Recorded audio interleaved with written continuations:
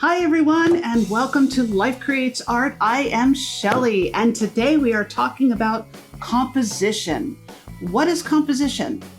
Relating to art and relating to life. Well, composition actually means the way a whole or mixture is made up. So the way your canvas, the way your art is made up, that is composition. The way our life is made up. The whole of our life and the way we make up our life, we compose our life, we compose our art. And so we create our composition onto our canvas very carefully. And so there's different ways to do that, both mathematically and just with our eyes. And so we're going to learn different ways to do that today. And so I've set up a couple of things here to just jump right in. But first, before we do that, I want to tell you a couple of different things. First of all, go on to Amazon. If you have little kids, I've written this book, A Goo and the Monkey, and it's on Amazon. There's A Goo and the Monkey at the beginning. It's a wonderful book, very visual, colorful illustrations on each page, and you will love it, your kids will love it. And so if you have any grandkids or nephews, nieces, nephews, neighborhood kids, it's wonderful, A Goo and the Monkey. So now let's talk about composition. I spent a lot of time composing this story. It took years and years. So composition choices that you have here with your art. What is composition? So it's creating your work of art onto your canvas and to make it visually pleasing to the people that are looking at it. And so you want people to walk by your art and have it catch their eye. And that's what you crave, really. You want someone to see your work and have it draw them in. And so what I've set up here is something that you can, now I don't do a lot of still life in my art. However, because I want to grow, I am doing new and different things in my life and same in my life in general. In order to stretch and grow in your art and in your life, you need to take little steps and do things a little bit differently. So I've been setting up different still lifes, but let's first talk about a little bit about composition.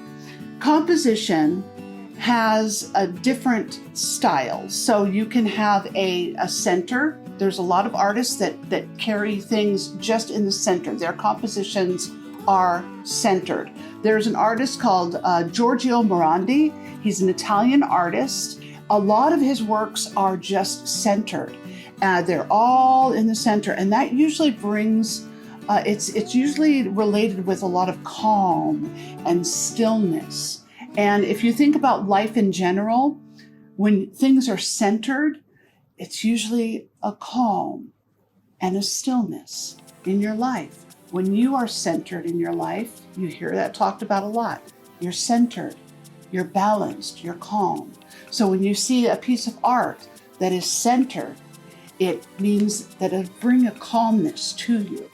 And there are also some pieces of art that are things will be more to the left or more to the right, and it sort of draws your eye all over to the canvas.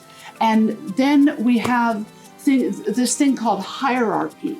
Now, on the table here, I have set up this still life, and this deals with hierarchy a lot. So the still life that I've set up, that I'm stretching myself with, it deals with hierarchy. So the things that are most important, that I want to be most important, are up front. For example, I want my phone to be most important. So I've taken photographs because I like to draw from photographs and sketch from photographs because I liked the time of day. And so I took photographs and I walked around. It's important for you, when you set up your still life, to walk around your still life and get different angles. If you're going to photograph it, fine. If you're just going to do it from your still, then walk around and sketch different angles. I did one from the left and from above and the center and from even down below, and sketch all these different angles and then see which one speaks most to you and see which composition that you want to do most, which hierarchy you want to have come out. So the hierarchy is the important subjects are up front. So if I want my phone, the most important subject to speak, to jump off my canvas most, that's the hierarchy that's going to speak the loudest on my canvas. It's going to be up front. And the smaller objects are going to be in the back, the ones that I don't need to speak as loudly on my canvas. So there's also a thing called lack of hierarchy. So we see that a lot in Jackson Pollock and his abstracts, and also Joan Mitchell will show some of those. There's a lack of hierarchy, so there's not a real balance in their art, and yet they're absolutely gorgeous, and we love their work. But that is a lack of hierarchy. And it's just what's pleasing to the eye. Some people are okay with that lack of hierarchy, and it's really a personal preference. It's just like in life. Some people live a life a certain way, and it's not always pleasing to other people, but to each his own. So let's talk about some mathematical ways of composition. And I'm going to show you some other pieces of art. But still life, give it a try. Set up your own still life.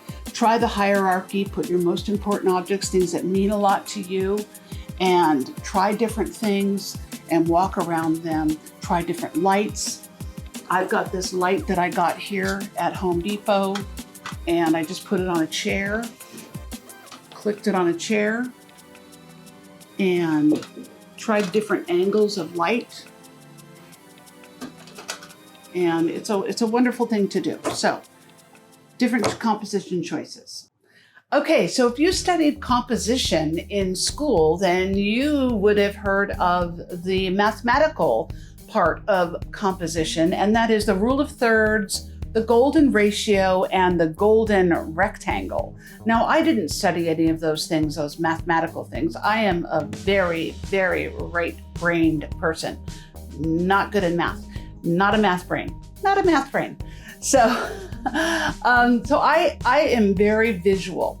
And so when I paint, I look at the visuals of my art. And although I have read about all of those mathematical things, the rule of thirds, it's sort of I let it wash over me. Now, I'm not going to talk about those things. If you want to read about them, they're very mathematical, and it will grow you and help you if you would like them to.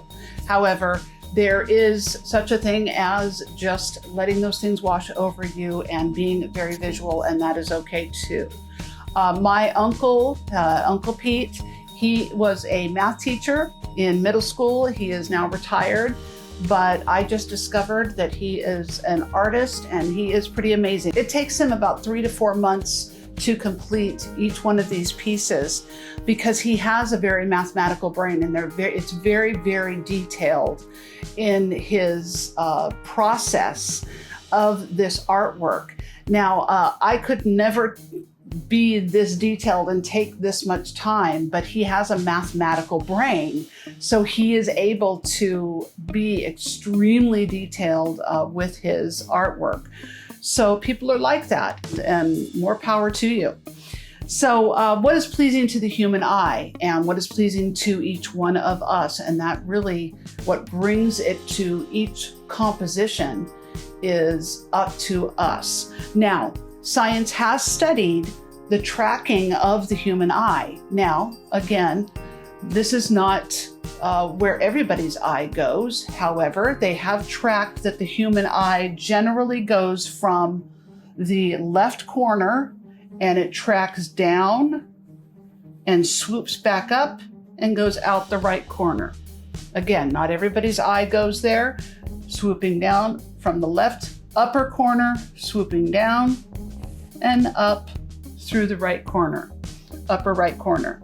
However, Again, it really depends on your composition. We have the hierarchy, the lack of hierarchy with Jackson Pollock, and obviously the eye is not going to track that way. It's just going to look at everything.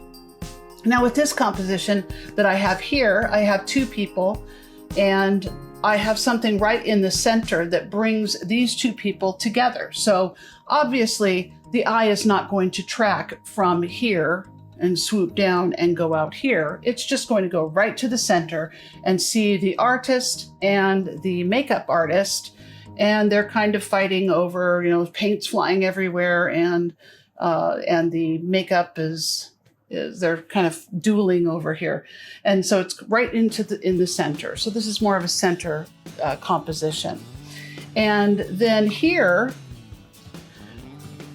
I'm encouraging for the eye to track from the upper left-hand corner, because I want people to see not only the different colors of the skin colors, but also to see that there is no head here. And I want people to have their eye come down and see a sort of yellow and white foot, a black person foot, a head here, the eyes here, and I want it to swoop up and come over here. So I want the eye to track like this, and that was on purpose.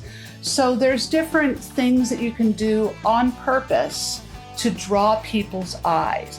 And but understand, you go with what is in your heart and play with your canvas. Sometimes you can play with your canvas in that I could have brought this arm out of the canvas and then maybe brought the hand back in. And you can play with things like that visually as well. And so that sort of helps people to think that there's something outside of the canvas. And that's exciting too, to think that there's another world outside of the canvas. So play with that and be creative. It's your composition and it's your world on this canvas. And so let your composition flow, let your creativity flow. And you are surrounded by composition. Now, something else I want to show you. I've always encouraged you on my channel to open up your mind and look around. I was sitting right here and I was at my table and looking that direction. And I'm always looking for backgrounds for things like this. Just what to fill in a little, let's say, let me grab a painting here. So this is something I'm working on. Now, I don't normally do this, but I'm going to show you something that I'm just working on. So this isn't done. Something I'm working on.